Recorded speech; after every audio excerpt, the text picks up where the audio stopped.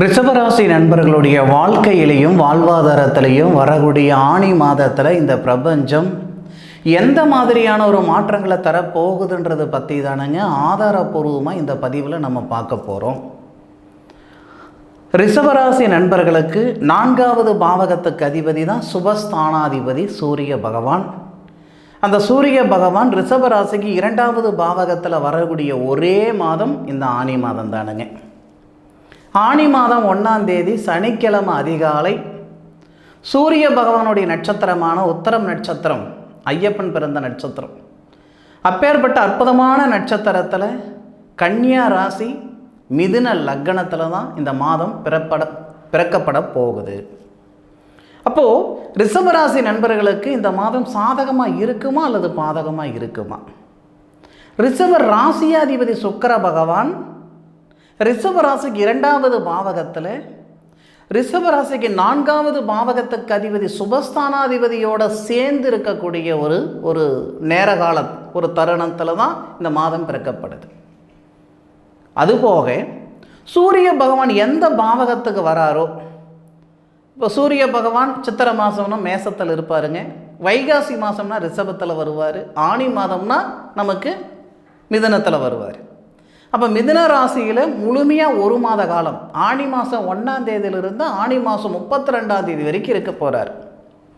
கோச்சார கிரகநிலைகள், மற்ற கிரகநிலைகள், இப்போ நமக்கு மீனத்தில் இருக்கக்கூடிய ராகுவோ, மேஷத்தில் இருக்கக்கூடிய செவ்வாவோ, இல்லை ரிஷபத்தில் இருக்கக்கூடிய குருவோ, இவங்க கொடுக்கக்கூடிய பலன்களை விட சூரிய பகவான் எந்த பாவகத்தில் இருக்கிறார், யாருடைய நட்சத்திரத்தில் இருக்கிறார், அந்த நட்சத்திராதிபதி எந்த இடத்துல இருக்கிறாங்க, அதை கொண்டு பலன்கள் சொல்கிறது தான் சிறப்பாக இருக்கும். 100% அது நடக்கும். உதாரணத்துக்கு சுபஸ்தானாதிபதின்னு சொல்லக்கூடிய சூரிய பகவான் ரிஷபராசிக்கு 2வது பாவகத்தில் மிதுனத்தில் புதனுடன் சேர்ந்து புதனாதித்ய யோகம் அப்படின்ட்டு கோச்சார ரீதியாக நமக்கு ஏற்படுது. அதே சூரிய பகவான் ஆணி மாதம் 1ஆம் தேதியிலிருந்து ஆணி மாதம் 7ஆம் தேதி வரை செவ்வாவுடைய நட்சத்திரமான இந்திரன் பிறந்த நட்சத்திரம் செவ்வாவுடைய நட்சத்திரத்தில், மிருகசீரிஷ நட்சத்திரத்தில் ஆணி மாதம் 1ஆம் தேதியிலிருந்து ஆணி மாதம் 7ஆம் தேதி வரைக்கும் வரார். அப்போ சூரிய பகவானுக்கு நட்சத்திரம் கொடுத்த செவ்வா ரிஷபராசிக்கு 12வது பாவகத்தில் ஆட்சியில் இருக்கிறார். அப்போ பிரிஞ்சு போன தம்பதிகள், கணவன் மனைவிக்குள்ளார சங்கடம் வந்துருச்சிங்க, கருத்து வேறுபாடு வந்துருச்சிங்க, விவாகரத்து ஆகிற அளவுக்கு இருந்துக்கிட்டு இருக்குதுங்க அப்படின்ட்டு சங்கடப்பட்டு இருக்கிற ரிஷபராசி நண்பர்களுக்கு இது நல்ல நேரம், அருமையான நேரம். 12வது பாவகத்துக்கு அதிபதி ஐன சுகஸ்தானாதிபதி, ரிஷபராசிக்கு 7வது பாவகத்துக்கு அதிபதி திருமணஸ்தானாதிபதி. அப்போ திருமணஸ்தானாதிபதி ஐன சுகஸ்தானாதிபதி நட்சத்திரத்தில் சுபஸ்தானாதிபதி வந்து தனஸ்தான குடும்பஸ்தானத்தில் வரும் பொழுது 100% கணவன் மனைவிக்கு இது நல்ல நேர காலங்கள். அதுபோக காதலர்களுக்கு அற்புதமான நேர காலங்கள். 5 வருஷமாக நான் ஒருத்தருக்கு ஒருத்தர் நேசிச்சுக்கிட்டு இருக்கிறேனுங்க, வீட்டுக்கு சொல்ல முடியலைங்க, இந்த நேரத்தில் தெரியப்படுத்தினால் கண்டிப்பாக உங்களுக்கு நல்லது நடக்கும். நீங்கள் இந்த மாதத்தில் ஆணி மாதம் 1ஆம் தேதியிலிருந்து ஆணி மாதம் 7ஆம் தேதிக்குள்ளார நீங்கள் எடுக்கக்கூடிய முடிவுகள், திருமணத்துக்கு எடுக்கக்கூடிய முடிவுகள் ரொம்ப ரொம்ப சிறப்பாக இருக்கும். அதுபோக திருமணம் ஆகிட்டு விவாகரத்து ஆகிற ஸ்டேஜில் நாங்கள் இருந்துக்கிட்டு இருக்கிறேங்க, ஒருத்தருக்கு விருப்பம் இருக்குது வாழணுன்றதுக்கு, ஒருத்தருக்கு விருப்பம் இல்லை அப்படின்னா இந்த நேரத்தில் நீங்கள் பேச்சுவார்த்தை நடத்துறதுல நிச்சயமாக நல்லது நடக்கிறதுக்கான வாய்ப்புகள் ஏற்படும். அதுபோக திருமணம் நடந்து நிரந்தரமாக பிரிஞ்சு போன நண்பர்களுக்கு மறுமணத்துக்கு முயற்சி பண்ணிக்கிட்டு இருக்கிறேனுங்க, நடக்கவே இல்லைங்க அப்படின்னா இந்த நேரம் திருமண ஸ்தானாதிபதி நட்சத்திரத்தில் சூரிய பகவான் சுபஸ்தானாதிபதி திருமண காரகன் சொல்லக்கூடிய சுக்கிரனுடன் சேர்ந்து குடும்பஸ்தானத்தில் இருக்கையில் கண்டிப்பாக அந்த மறுமணம் சம்மந்தப்பட்ட விஷயங்கள் நடக்கிறதுக்கான ஒரு சாதகமான நேரம். மறுமணம் திருமணம் ரெண்டுமே உங்களுக்கு ஏற்படுறதுக்கான வாய்ப்புகள் இருக்குது. மறுமணத்துக்காக முயற்சி பண்ணுற நண்பர்களுக்கு மறுமணம் ஏற்பட போகுது, அதுக்கான நேர காலங்கள் கொடுக்க போகுது.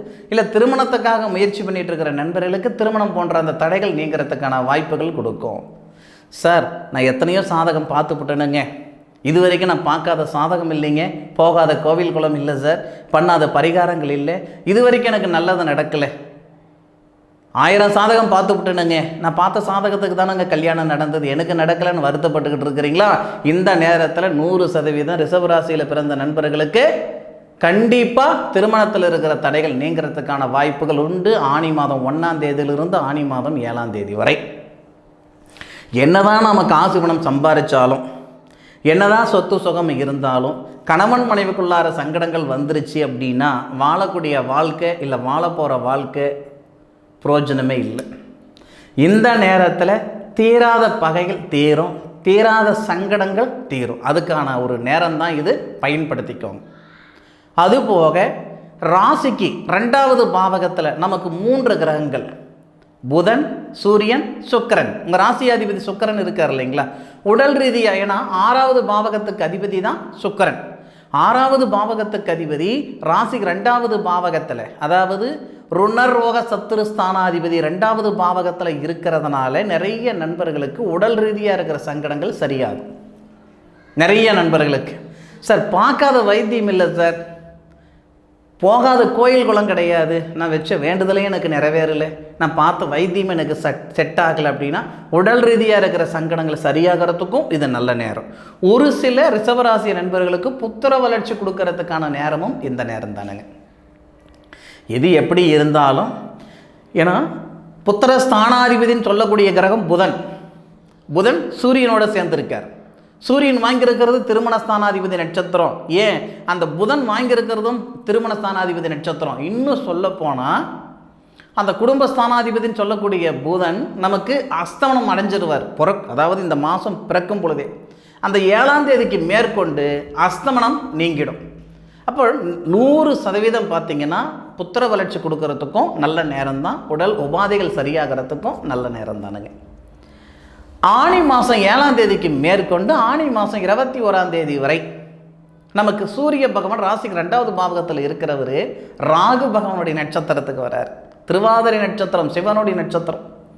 அப்போது ராகு இதுக்கு முன்னாடி நமக்கு பாதகமாக இருந்த ராகு 11வது பாவகத்தில் லாபஸ்தானத்தில், ரேவதி நட்சத்திரம்னு சொல்லக்கூடிய தனஸ்தானாதிபதி நட்சத்திரத்தில் 11வது பாவகத்தில் லாபத்தில் இருக்கிறார்.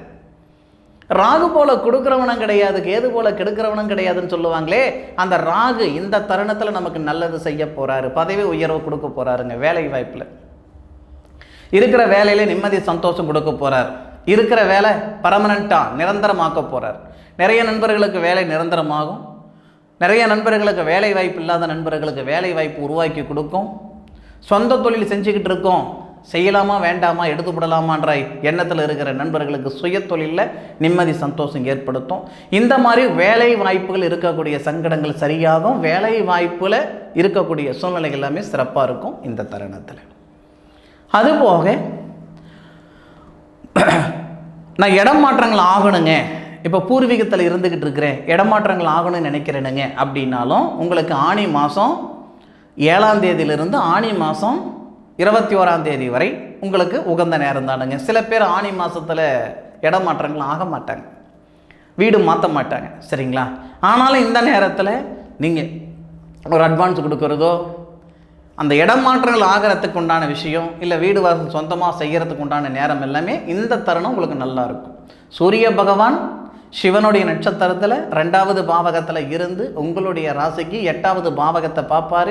8வது பாவகத்துக்கு அதிபதி குரு பகவான் உங்கள் ராசியில் இருந்து உங்களுடைய ராசிக்கு 5வது பாவகத்தை பார்ப்பார். இது சிறப்பாக இருக்கக்கூடிய ஒரு நேர காலங்கள். அதுபோக வேலையில் இடமாற்றங்கள் வேணும்னு நினைக்கிற நண்பர்களுக்கு, நான் சேலத்தில் பிறந்து வளர்ந்தனுங்க, நான் சென்னையில் இருக்கிறேனுங்க. சேலத்தில் வேலை இருந்தது, இப்போ சென்னையில் ட்ரான்ஸ்ஃபர் ஆகிடுச்சிங்க, இடமாற்றம் ஆகிடுச்சு, நான் சேலத்துக்கு போகணும்னு ஆசைப்பட்டுட்டு இருக்கிறேனுங்கன்னா இந்த நேரம் நல்ல நேரம். இந்த நேரத்தில் முயற்சி பண்ணுறதுனால நிச்சயமாக நல்லது நடக்கிறதுக்கான வாய்ப்புகள் ஏற்படும். அதுபோக ஆனி மாதம் 21ஆம் தேதியிலிருந்து ஆனி மாதம் 32ஆம் தேதி வரை குரு பகவானுடைய நட்சத்திரமான புனர்பூச நட்சத்திரம், ஸ்ரீராமர் பிறந்த நட்சத்திரத்தில் நமக்கு சூரிய பகவான் வர்றார். அப்போது குரு பகவான் ஒரு ராசியில் இருக்கிறாரு. ராசியில் இருக்கக்கூடிய குரு பகவான் சந்திரனுடைய சாரம் வாங்கியிருக்கிறார். சூரிய பகவான் ஸ்ரீராமர் பிறந்த நட்சத்திரமான குரு பகவானுடைய நட்சத்திரத்தில் சூரிய பகவான் இருக்கிறார். இந்த நேரமும் புத்திர செல்வம் கொடுக்கறதுக்கு உண்டான நேரம் இந்த நேரம்.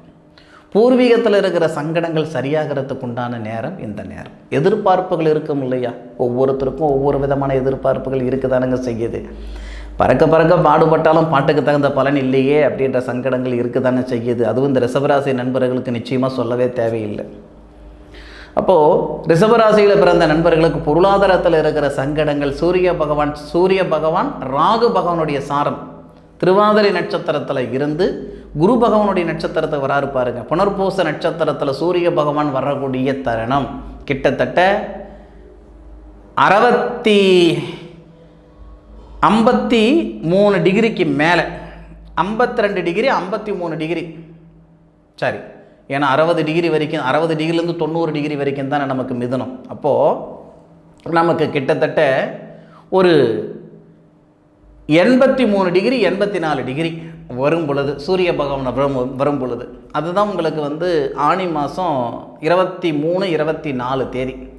அந்த ஆனி மாதம் 23லேருந்து 24 தேதியில் பொருளாதாரத்தில் இருக்கிற சங்கடங்கள் சரியாயிடும்.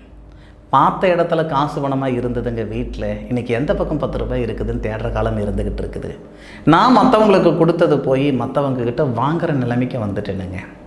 பலவிதமான சங்கடங்களும் பலவிதமான சிக்கலும் ஏற்பட்டுக்கிட்டு இருக்குதே, என்னுடைய பிரச்சனைகளுக்கு ஒரு தீர்வு இல்லையா, அப்படியெல்லாம் வருத்தப்பட்டு இருக்கிற நண்பர்களுக்கு இந்த நேரம் ஆனி மாதம் 22 23 தேதியிலிருந்து ஆனி மாதம் 32 தேதிக்குள்ளார நிச்சயமாக நல்லது நடக்கிறதுக்கான வாய்ப்புகள் உண்டு. உங்களுடைய சுய ஜாதகத்தில் இருக்கக்கூடிய கிரக அமைப்புகளுக்கு தகுந்த மாதிரி பலன்கள் கொஞ்சம் மாறுபடலாம். ஆனால் நிச்சயமாக பலன்கள் கண்டிப்பாக நடக்கிறதுக்கான வாய்ப்புகள் இருக்குது. அதுபோக உங்களுடைய சுய ஜாதகத்தை பாருங்கள். சுய ஜாதகத்தில் நடக்கக்கூடிய திசா புத்தி நமக்கு எந்த அளவுக்கு முக்கியன்றது உங்களுக்கே தெரியும், நிச்சயமாக முக்கியமான விஷயம். ஆனாலும் இன்றைக்கி கோட்சார கிரக நிலைகள் இருக்கக்கூடிய அமைப்பு நிச்சயமாக நல்லது நடக்கிறதுக்கான வாய்ப்புகள் உண்டு. சரி நண்பர்களே, என்னுடைய காணொலியை முழுமையாக பார்த்தமைக்கு மனசிலிருந்து மனமார்ந்த நன்றிகளை சொல்லிக்கிறேனுங்க. மீண்டும் அடுத்த ஒரு அற்புதமான தருணத்தில் உங்கள் அனைவரையும் சந்திக்கும் வரை உங்களிடமிருந்து விடைபெறுவது உங்கள் வீட்டு ஜோதிட நண்பனான மா காளிதாஸ் மணிகண்டன். திருச்சிற்றம்பலம். வாழ்க வையகம், வாழ்க வளமுடன்.